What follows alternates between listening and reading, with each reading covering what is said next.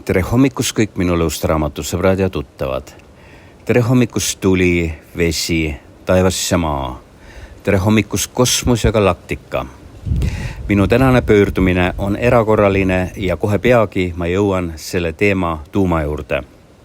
Aga enne, kui ma alustan siis selle pealkirja Tunne oma vaenlast lahkamist, räägin ma ühest pangaprotseduurist, mida te kõik peate läbi käima, läbi elama, kui teil on tegu finantsasutusega. Nimelt, tunne oma klienti on termin, mida laialdaselt kasutatakse finantssektoris.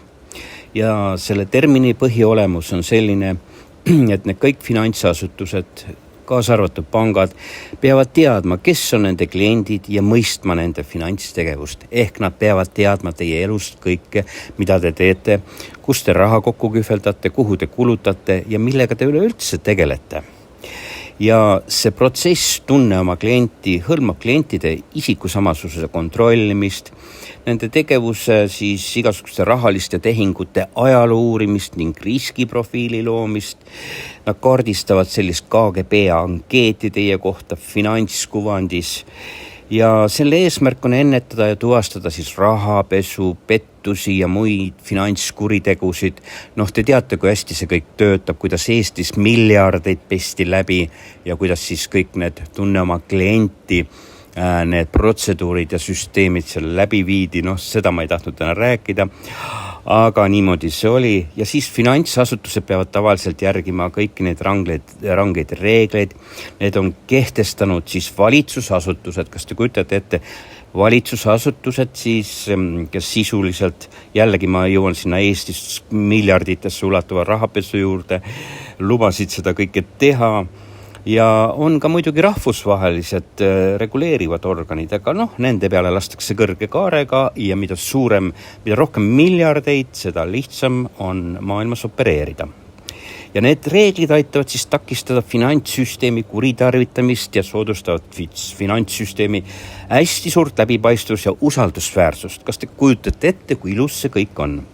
Ja need protseduurid võivad hõlmata siis klientide isikut tõendavate dokumentide, näiteks kas passi, juhiloa või mingisuguse andmete kogumist, teabe kogumist klientide finantskäitumise kohta ning vajadusel täiendavate küsimuste esitamist klientide finantstegevuse kohta, et miks te näiteks käisite seal Vanalinna restoranis või Pirita restoranis ja kellele te selle kokteili välja tegite ja miks te näiteks kusagilt võtsite sularaha korraga öösel nii palju välja, et kus teil vaja oli, kas litsimajja minna või kasiinosse või uuritakse, et kes, mis ja kuidas elab ja sellepärast, et on vaja teada, kõik on vaja teada. Ja see sama protseduur hõlmab siis ka jooksvat järelevalvet. Aga see selleks.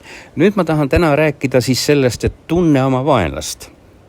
Ja ma olen siin täna jälle selle oma lemmikpalmi all, ootan suu lahti, kuna eluring täis saab ja need kookospähklid seal üleval või need kookonid ja kookosed suureks kasvavad, et ma saan neile macheta sisse lüüa, nagu vana inka raidus vaenlasel pead maha ja imeda sealt see vesi välja.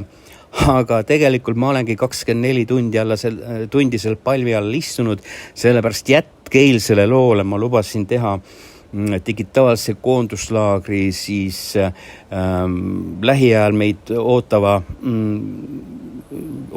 maailma kajastus süvauuringut ja ütlen niimoodi, et minu tänane info siis pärineb otse massoonide peakorterist. See oli nii põhjalik, see oli niivõrd hästi lahti seletatud, et minu ajakirjanikel tõusid täna juuksekarvad kõigil püsti, isegi patsiga tütarlapsel, kes on üks minu parimaid kirjutajaid, selle tõusis pats tagant püsti aga me tegime selle loo ära Planet Pulsarisse.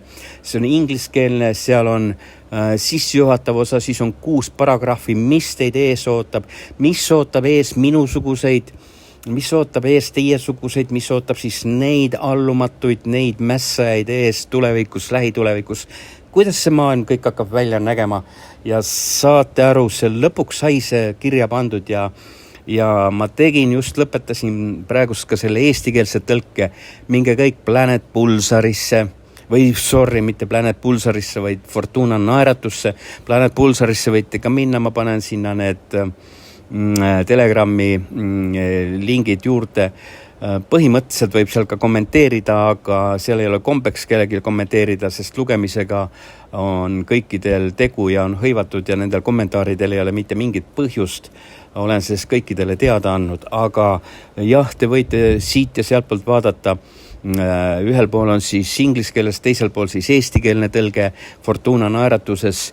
Minge lugege ja ma loodan, et see sõnum enamusele jõuab hommikul kohale, sellepärast ma panin ka selle tere hommikust tiitli juurde alguses, kuigi ma tean, et paljudel ei ole öösel und. Nii et minge lugege, tutvuge.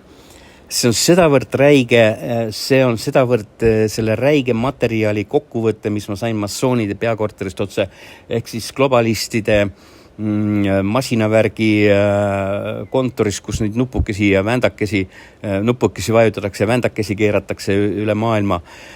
Pole tähtis, kuidas see info minuni jõudis, aga see kokkuvõte on seal olemas. Minge lugege, tehke omad järeldused, lugege ridade vahelt, lugege mõistatuslikult mingisuguseid asju või katsuge aru saada, et mis tegelikult toimub ja mis meid ees ootab, sellepärast et see on räige. Ja see oli minu sõnum, see oli minu erakorraline sõnum. Ma olen lõputult kurnatud, väsinud, sest selle infomaterjali läbitöötamine on meil sisuliselt nüüd 3 päeva toimunud ja ma luban veel teile, et sellele tuleb järg. Võtke või jätke, tehke mis tahate, maailm on täna realistlikult selline, nagu seal kirja pandud on ja see kõik on tulemas ning ma soovin kõikidele külma närvi ja hästi selget meelt. Aga sellega ma lõpetan, sest väga pikaks ma ei taha ajada ja lasen veel vähekese muusikat ka teile, näitan seda kookose palmipuud ja olge tublid, olge terved ja olge valvsad. Aitäh kõikidele, kuulame jälle, kui on õige aeg.